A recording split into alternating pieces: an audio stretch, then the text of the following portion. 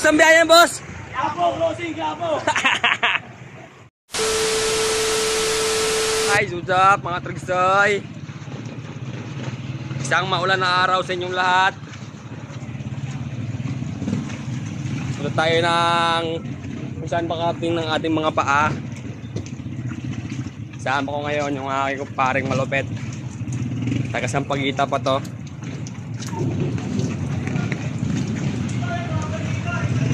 Wala pong lumabiyahe mga tricycle. Wala nagtatangka pumunta ng palengke kasi hindi ko alam kung bakit.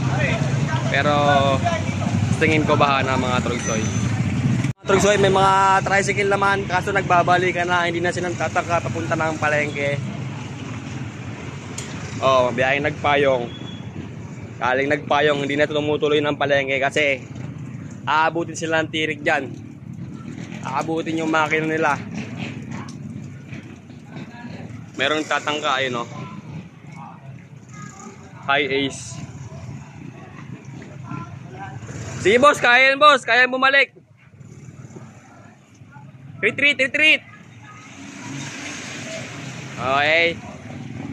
Andito na po tayo sa May Jasmine. So, ayun mga idol at mga trugsoy, no? Andito na po tayo sa May Jasmine. Sa mga taga pinagbuhatan po dyan nagpayong, ito na po yung update. Magsisimula na po yung tubig dito na pagbaha dito sa May Jasmine. Sa pinagbuhatan proper.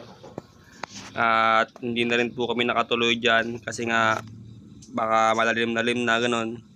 Ang mga nakakadaan na dyan mga trugsoy, yung mga 4 wheels lang, yung mga matataas. Pero yung mga tricycle, meron nagtatangka na pa iba-iba. Pero siguro pagdating sa may dulo, hindi ko lang din po sure kasi hindi kami nakarating doon. Hanggang dyan na kami sa May Jasmine, nakita na namin yung baha. Tubig na nga.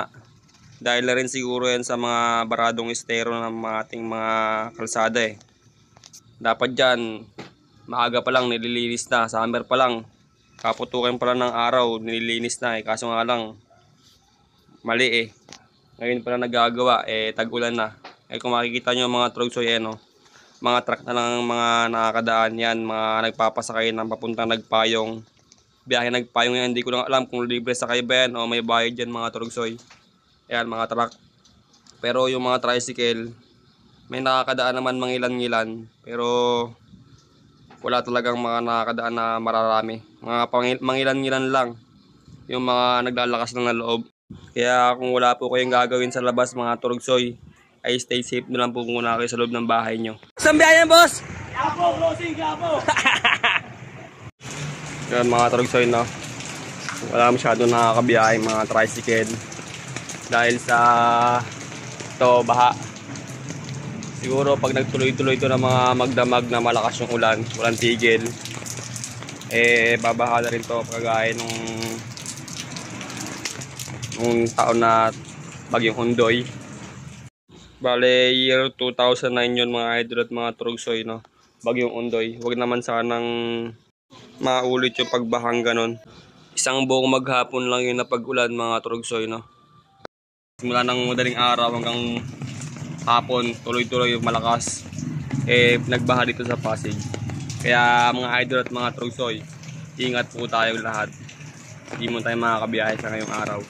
Bawi tayo next time. Bye-bye. Peace out. I love you all.